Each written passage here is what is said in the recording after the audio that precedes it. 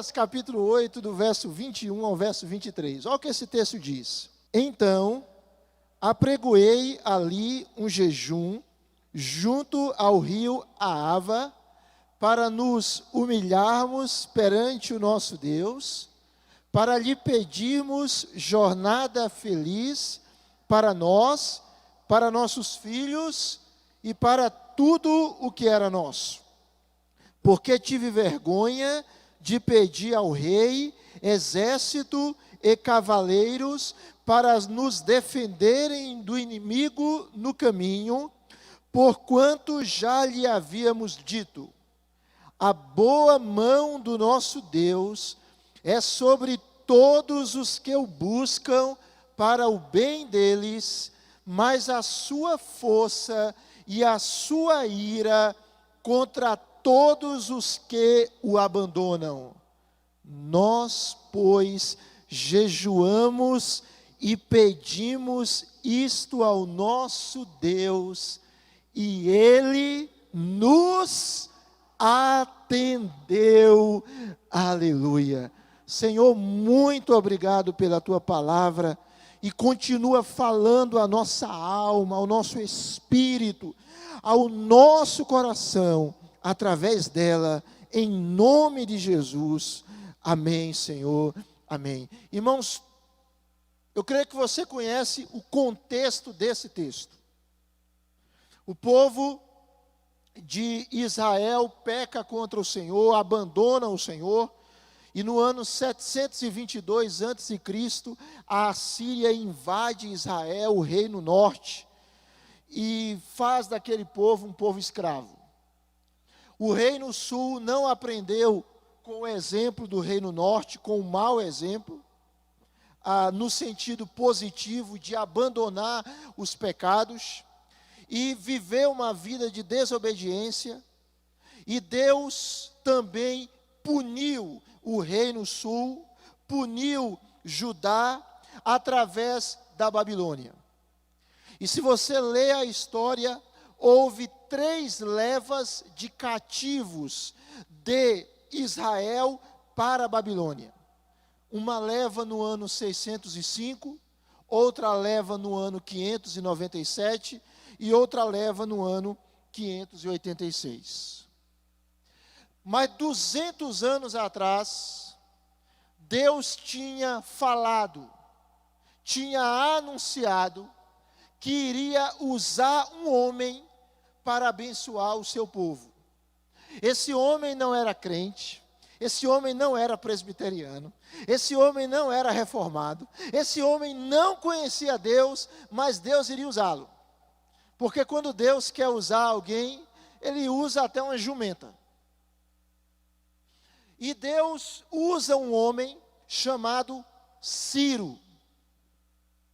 Ciro, no ano 539, ele conquistou a Babilônia, porque o povo de Israel, do reino sul, de Judá, foi cativo pela Babilônia.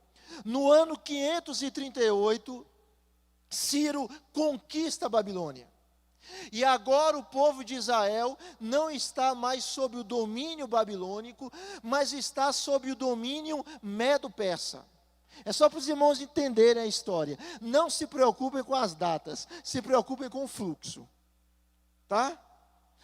539 aproximadamente, antes de Cristo, Ciro conquista a Babilônia e assim o povo de Israel se torna dominado pelo Império Medo-Persa. Um ano depois, 538, lembra que a contagem antes de Cristo é uma contagem decrescente, né? Então, um ano depois, 538 antes de Cristo, Ciro emite um decreto. E qual era o decreto? O decreto é que o povo de Israel, o reino sul, Judá, poderia retornar para Jerusalém. E assim eles fizeram. Assim como houve 3 levas para a Babilônia, houve também 3 levas de retorno para Jerusalém. 70 anos os judeus passaram cativos lá na Babilônia. No ano 538 a.C., Deus usou um homem chamado Zorobabel. E aí houve a primeira leva, e vieram judeus para Jerusalém. Depois, Deus usou esse homem, que nós lemos um texto que se refere a ele, Esdras, no ano 458 a.C. E depois, Deus usou um outro homem chamado Neemias, no ano 444 a.C. Cada um desses homens foram usados por Deus em uma área. Os irmãos estão me acompanhando, essa conversa está muito complicada. Está dando para entender pelo menos o fluxo, ou as muitas palavras estão confundindo tudo. Veja, o povo de Israel está voltando para Jerusalém. E o homem que Deus usou para libertar ou permitir que o povo voltasse para Jerusalém foi Ciro. E o povo retorna em 3 momentos. No primeiro momento, com Zorobabel. E com Zorobabel, o templo é reconstruído. No segundo momento, com Esdras. E com Esdras, a lei de Deus é ensinada.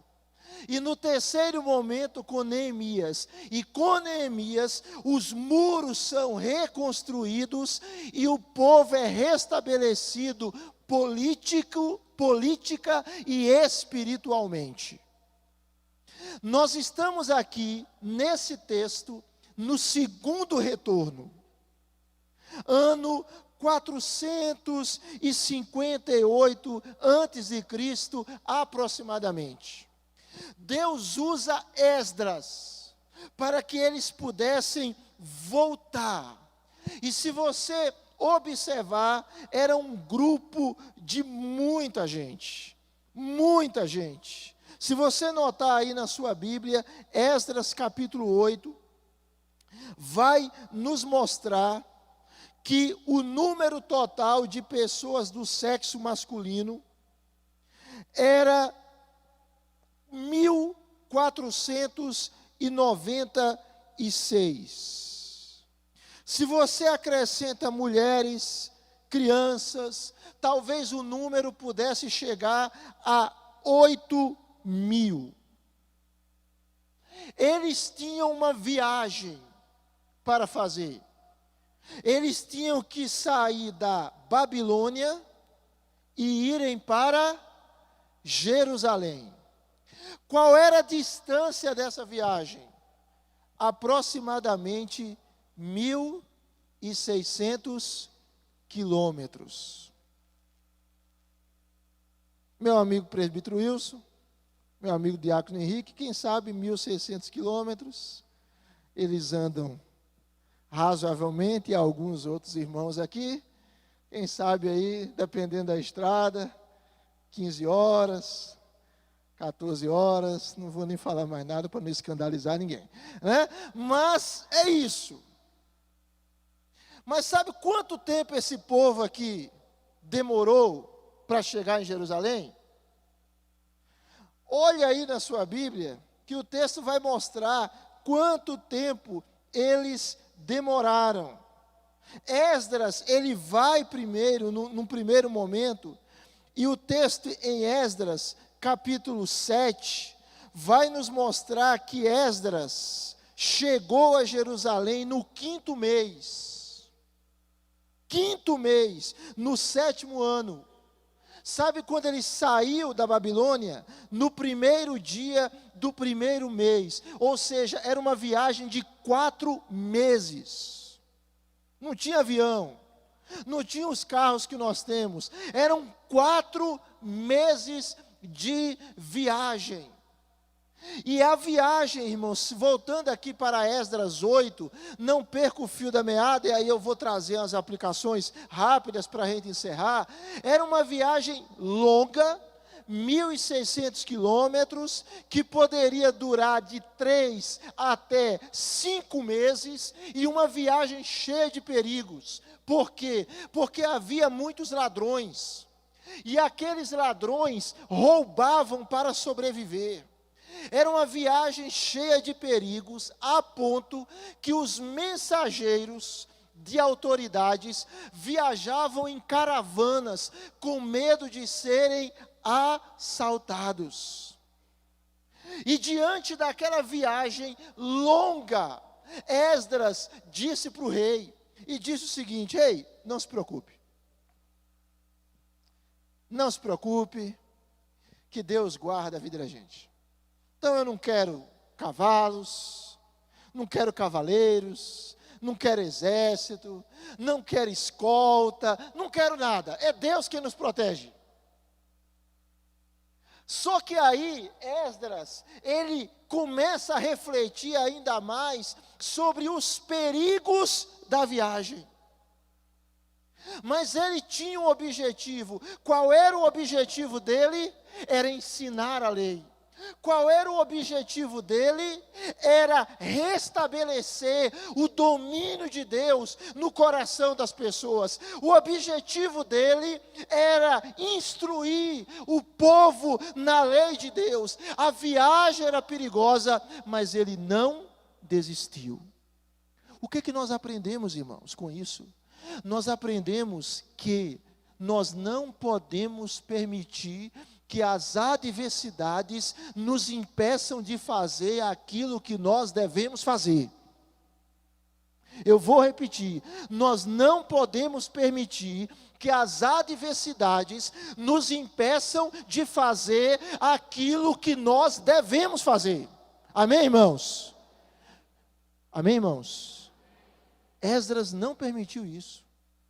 Esdras podia ter criado desculpa, disse: essa viagem é muito difícil, é muito complicada, como é que eu vou passar 3 a 5 meses viajando numa estrada perigosa com 8.000 pessoas aproximadamente, quando junta homens, mulheres e crianças? Não vai dar. Ele não fez isso. Ele não fez isso. Ele não deixou as adversidades o impedir de fazer aquilo que Deus queria que ele fizesse. E eu queria que você se lembrasse disso. Às vezes fazer a obra de Deus, irmãos, tem dificuldades. Às vezes realizar a vontade de Deus vai custar algo para nós, mas se lembre, para que você e eu fôssemos salvos, isso custou a vida de Jesus Cristo. E não há nada que venhamos a fazer para o Senhor, de acordo com a vontade do Senhor, que não seja digno de ser feito para Ele. Deus é merecedor. E a igreja tem essa missão, assim como Esdras, essa missão de ser instrumento de Deus, para que o governo de Deus seja estabelecido no coração das pessoas. Você foi salvo, eu fui salvo, nós fomos redimidos, e Deus nos chama para dizermos às pessoas que Ele as ama e que Ele quer perdoar os seus pecados, lhes dar uma nova vida e reinar amorosamente nos seus corações, porque Ele é Rei. E Esdras não desiste. Em primeiro lugar, não deixemos as adversidades nos impedir de fazermos aquilo que Deus nos manda fazer. Em segundo lugar, precisamos nos lembrar que diante da missão, diante do propósito de Deus para a nossa vida, Deus nos dá todos os seus recursos. Deus lhe dá todos os recursos. Era uma viagem perigosa, era uma viagem complicada, e o texto nos mostra que eles fizeram algo. Esdras não confiou na sua capacidade, mas o texto diz que eles estabeleceram o que, irmãos? Verso 21, um jejum, junto ao rio Ahava. E naquele jejum, eles fizeram algo, eles se humilharam perante o Senhor. Eles pediram uma jornada feliz para eles, para os seus filhos, para tudo o que era deles. Nós precisamos nos lembrar, irmãos, que nós estamos fazendo uma grande obra, que nós não podemos parar, porque essa obra é do Senhor. E precisamos nos lembrar, Deus nos dá os recursos para fazermos a obra. Há dificuldades, há inimigos, há tentações, há problemas, mas louvado seja Deus, acima de tudo isso, há a presença e a bênção de Deus. A graça de Deus, ao favor de Deus. E esse texto nos ensina que diante desta obra maravilhosa de abençoarmos pessoas, nós precisamos buscar a Deus, nós precisamos orar, nós precisamos jejuar, nós precisamos nos humilhar. Mas Esdras nos ensina uma outra coisa. Ele nos ensina, irmãos, que as adversidades não nos devem impedir de realizarmos aquilo que a gente sabe que deve realizar. Esdras nos ensina que Deus nos dá recursos espirituais para que a missão seja viabilizada. Esdras nos ensina a termos fé, a termos confiança, meus amados irmãos, de que Deus está do nosso lado, de que Deus é por nós, de que Deus vai nos dar o êxito necessário, mesmo em meio às dificuldades, para a glória do seu nome. Verso de número 22, o texto diz que Esdras tinha falado ao rei. Nessa época o nome do rei era Artaxerxes. Olha que nome lindo. Artaxerxes era o nome do rei, nessa época. E o texto nos diz que Esdras diz para o rei: a boa mão do nosso Deus é sobre todos os que o buscam para o bem deles. A sua força e a sua ira é contra todos os que o abandonam, mas a sua boa mão é sobre todos os que o buscam. Você busca a Deus, meu irmão?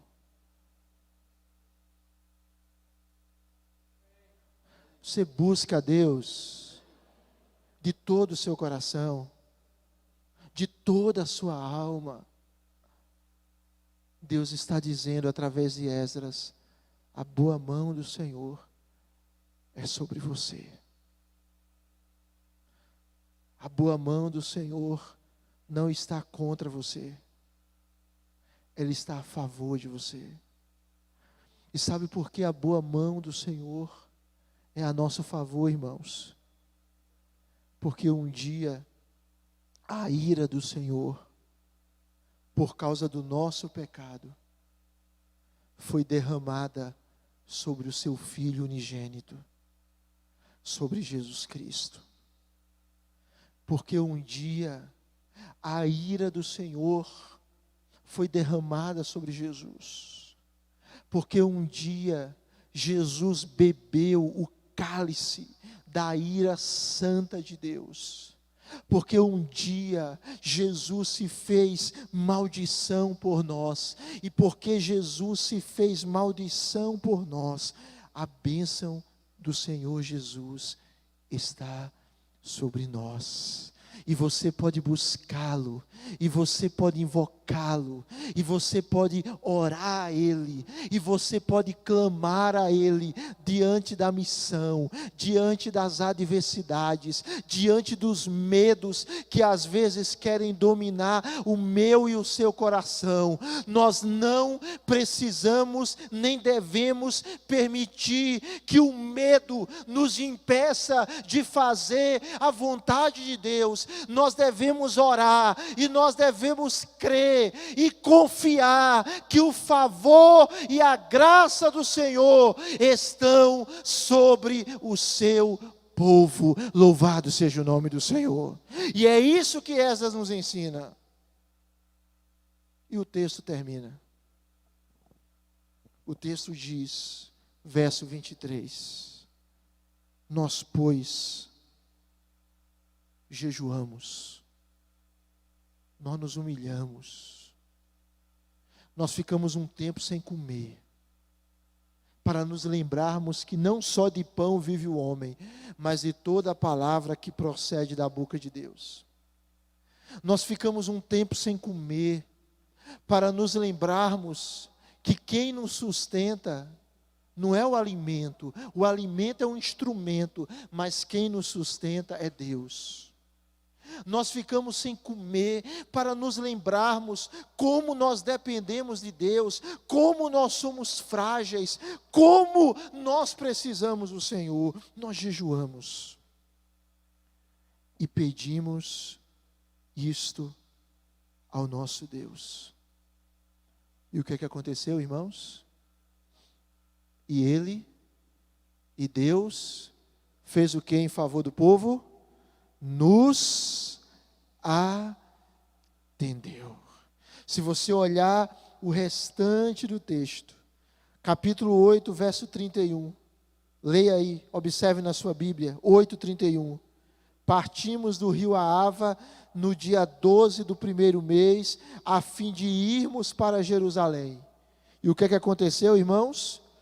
E a boa mão do nosso Deus estava sobre nós, e livrou-nos de onde? De quem? Das mãos dos inimigos, e dos que nos armavam ciladas pelo caminho. Chegamos a Jerusalém e repousamos ali 3 dias. Louvado seja o nome do Senhor. Deus tem propósito para a sua vida.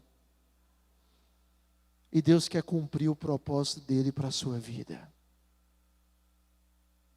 E Deus não quer que você trave por causa das dificuldades.